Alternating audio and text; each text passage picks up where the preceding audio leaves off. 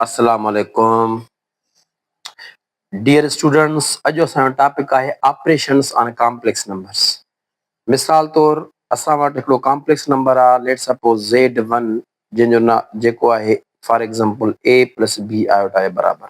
ॿियो complex number आहे जेको बराबर आहे Z2 is equal C plus D iota जे। त असां हिन ॿिनि कॉम्प्लेक्स नंबर खे एड कंदासीं असां हिनखे A plus C comma B plus D।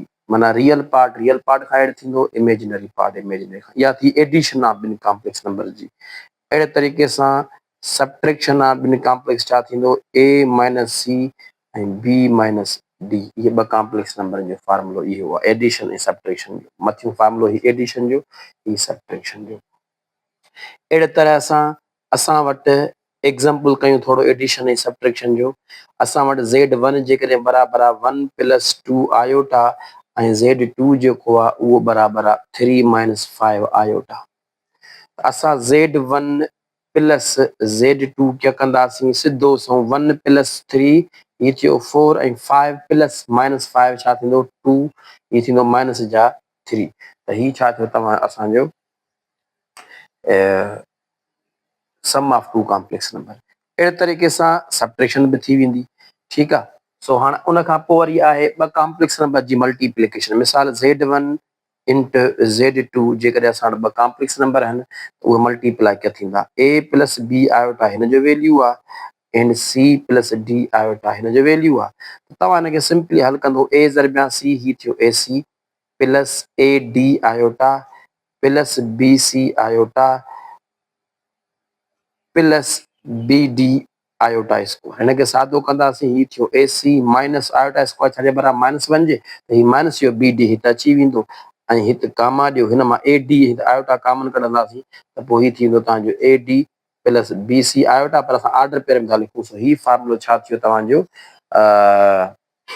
Multiplication of two complex numbers AC minus BD comma AD plus BC। ॿ कॉम्प्लेक्स नंबर जेके मिसाल सां साॻियो एग्जाम्पल था खणूं, उनखे मल्टीप्लाई था कयूं त छा थींदो Z1 इंटू Z2 बराबरि थींदो AC। A घणी आहे 1 ऐं C घणी आहे 3, AC माना छा थींदो 3 माइनस BD, B घणी आहे 2 ऐं D घणी आहे माइनस या 5 माइनस या 10, माइनस माइनस प्लस थी वेंदो ही 10 कामा AD माइनस जा 5 थी विया।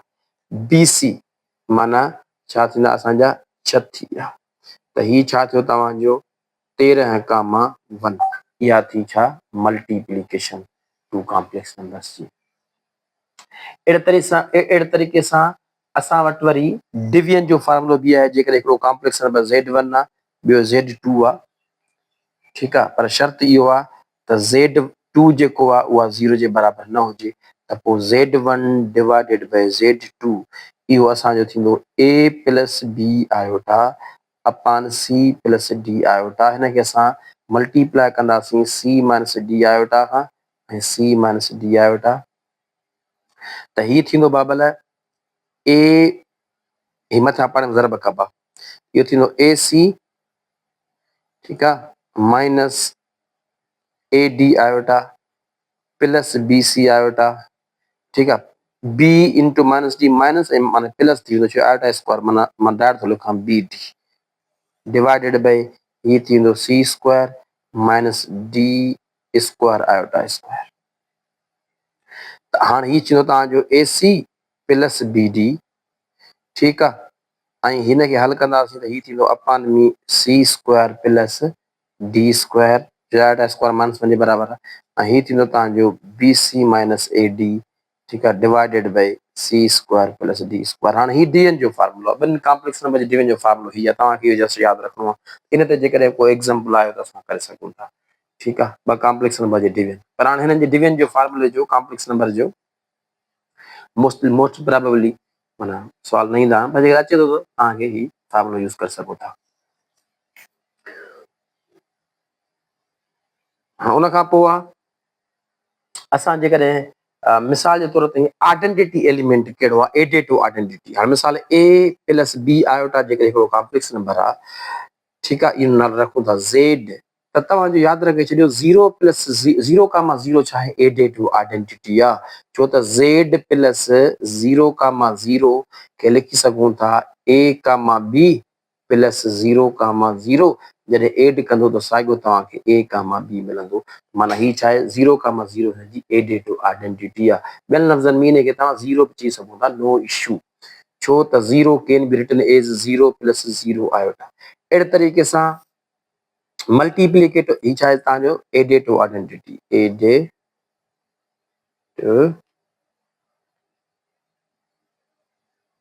आइडेंटिटी। मल्टीप्लिकेटिव आइडेंटिटी छा आहे, मल्टीप्लिकेटिव आइडेंटिटी।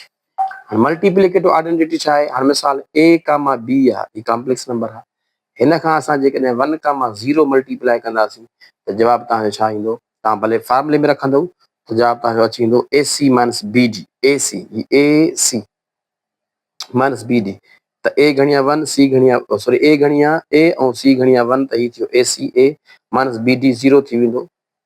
उन खां पोइ AD 0, ठीकु आहे, प्लस BC माना B थी वियो, सो दिस इज A,B त इहो त माना ही छा जान थी मल्टीप्लिकेटिव आइडेंटिटी। उन खां पोइ मल्टीप्लिकेटिव इनवर्स छा हूंदो आहे, मल्टीप्लिकेटिव इनवर्स मतिलबु इहो आहे जेकॾहिं असांजो A,B यानी कि मां हीअं लिखां A प्लस B आयोटा हिकु नंबर आहे ऐं C प्लस D आयोटा ॿियो नंबर आहे, हिननि जो जवाबु छा अचणु खपे 1,0 अचणु खपे, त पोइ ही ॿई छा हूंदा हिक ॿिए जा मल्टीप्लिकेटिव इनवर्स। हाणे असांखे जेकॾहिं मल्टीप्लिकेटिव इनवर्स मालूम करिणो आहे, फॉर एग्ज़ाम्पल C,D हिन खां जॾहिं असां मल्टीप्लाई कंदासीं त असां चवंदा बाबा हिन खां कहिड़ो नंबर मल्टीप्लाई कयो वञे जो जवाबु 1,1 अचे, सॉरी 1,0 अचे। हाणे कॉमन सेंस जी ॻाल्हि इहा आहे त हक़ीक़त में जेको C प्लस D आहे उहो छाजो कमु थो करे, माना C प्लस D आयोटा इहो हक़ीक़त में कमु करे थो 1/A प्लस B आयोटा जी, हक़ीक़त में हीअं आहे, छो त ही हिते रखंदासीं त ही पाण में कैंसिल थींदा त 1 थी वेंदो न। पोइ हाणे हिनखे असां मालूम करण जी कोशिशि था कयूं, त जेकॾहिं मां हिनखे हीअं कयां A माइनस B आयोटा ऐं A माइनस B आयोटा खां मल्टीप्लाई डिवाइड कयां त मथियो छा थी वेंदो, इहो थी वेंदो A माइनस B आयोटा, हेठि छा थी वेंदो, हीअ थी वेंदो तव्हांजो A square plus B square. हिनखे सादो कयो, हीअ थींदो A अपान A square plus B square comma minus B अपान A square plus B square, ठीकु थियो, त ही थियो तव्हांजो छा मल्टीप्लिकेटिव इनवर्स जो फार्मूलो थी वियो। मिसाल तव्हां खां केरु पुछे, एग्ज़ाम्पल था असां कयूं, एग्ज़ाम्पल जेकॾहिं असांखे केरु चवे त बाबा 1 प्लस 5 आयोटा जो मल्टीप्लिकेटिव इनवर्स मालूम कयो, या तव्हां फार्मूलो यादि कयो, आसान तरीक़ो आहे, तव्हांजी मर्ज़ी आहे। मिसाल ही Z आहे त Z इनवर्स छा थींदो, अब हाणे ही तव्हांखे फार्मूलो यादि आहे त पोइ ही A रखंदो, डायरेक्ट छा रखंदो A घणिया 1 ऐं 1 जो स्क्वायर 1 ऐं B जो स्क्वायर 25 माना 1/26 थी वियो, माइनस 5 रखंदो ऐं ही छा थींदो 26, अब ही जवाबु आहे। हाणे हिनखे जॾहिं तव्हां हिन खां मल्टीप्लाई कंदव, मिसाल तव्हां जेकॾहिं 1,5 खे मल्टीप्लाई कंदो 1/26 ही त बिल्कुलु ही तव्हांजो 1,0 ईंदो। त हाणे इहो थियो फार्मूलो, ही जेको आहे न ही मेन फार्मूलो आहे बाबल, ही तव्हांखे मल्टीप्लिकेटिव इनवर्स जो आहे। सो हाणे इहे छा सिंपल हिकिड़ा ऑपरेशन्स।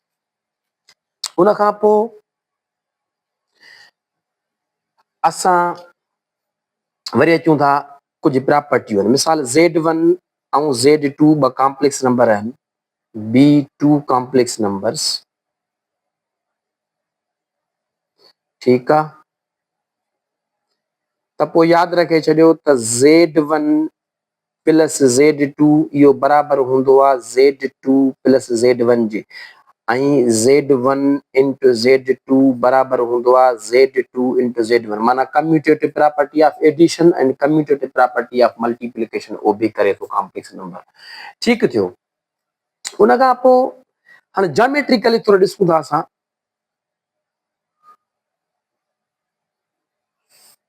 हाणे हीअ असांखे ख़बर आहे ओरिजिन हूंदी आहे।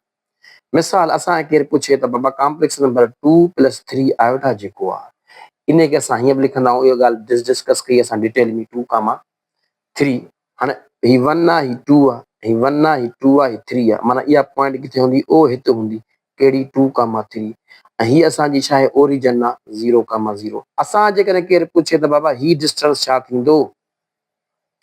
हाणे ज़ाहिरी ॻाल्हि आहे हितां खां ही डिस्टेंस असांजो 2 यूनिट्स आहे, ही डिस्टेंस 3 यूनिट्स आहे, असां ही डिस्टेंस मालूम करे सघूं था। ठीकु आहे, त हाणे इन शइ खे ज़हन में रखे करे असां फार्मूलो था लिखूं त जेकॾहिं जनरल था लिखूं, ही हिकिड़ी पॉइंट आहे जेका ए कामा बी आहे, ही तव्हांजी ओरिजिन आहे। असां केरु पुछे ही डिस्टेंस छा थींदो त यादि रखे छॾियो त ही जेको डिस्टेंस आहे इहो ए आहे, ही जेको डिस्टेंस आहे इहो बी आहे, त ही डिस्टेंस छा थींदो? उहो मॉड ऑफ ज़ेड थींदो। मिसाल मॉड ऑफ ज़ेड छाजे बराबरि आहे? उहो असां रखूं था त ए प्लस बी आयोटा जो मॉड ॾींदासीं। हाणे ही फार्मूलो आहे, पैथागोरस थ्योरम यूज़ कंदासीं असां त जेको हेपार्टिन्यूज़ स्क्वायर हूंदो आहे उहो बराबरि हूंदो आहे तव्हांजो base square plus perpendicular square. हाणे बेस घणो आहे? ए आहे, अकॉर्डिंग टू हिन एंगल जे लिहाज़ सां अचूं, ऐं बी छा आहे? परपेंडिकुलर आहे, ऐं एच छा आहे? ही तव्हांजो मिसाल mod of Z whole square आहे। ठीकु आहे, त हितां तव्हांखे मॉड ऑफ ज़ेड जी वैल्यू छा मिलंदो? उहो मिलंदो under root A square plus B square. हिनखे छा चइबो? Mod of complex number, modulus of complex number. हिनखे छा पढ़बो? हिनखे पढ़बो मॉड्यूलस ऑफ कॉम्प्लेक्स नंबर, या हिनखे चइबो एब्सोल्यूट वैल्यू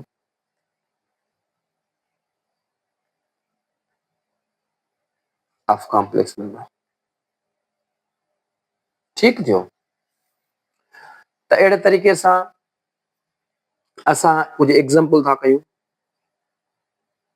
मिसाल ज़ेड असांजो आहे 2 + 3 आयोटा, मसां उहो जेको पोइ ते प्रॉब्लम असांजो ही आहे, चलो उहो जेको प्रॉब्लम आहे असांजो हिन प्रॉब्लम में हाणे इन जो मॉड मालूम कयो, असांजो फार्मूलो अची वियो। हाणे त बाबा मॉड ऑफ ज़ेड छाजे बराबरि आहे? बाबा मॉड ऑफ ज़ेड बराबरि आहे अंडर रूट ए घणो आहे 2 जो स्क्वायर कयो प्लस बी घणो आहे 3 जो स्क्वायर कयो। जवाब छा ईंदो? हक़ीक़त में ब्रेकेट ॾिजे त बहितर आहे। ही छा थींदो? ही थींदो 4, ही थींदो 9, त छा थींदो? अंडर रूट में 13 बाबा हिन जी वैल्यू।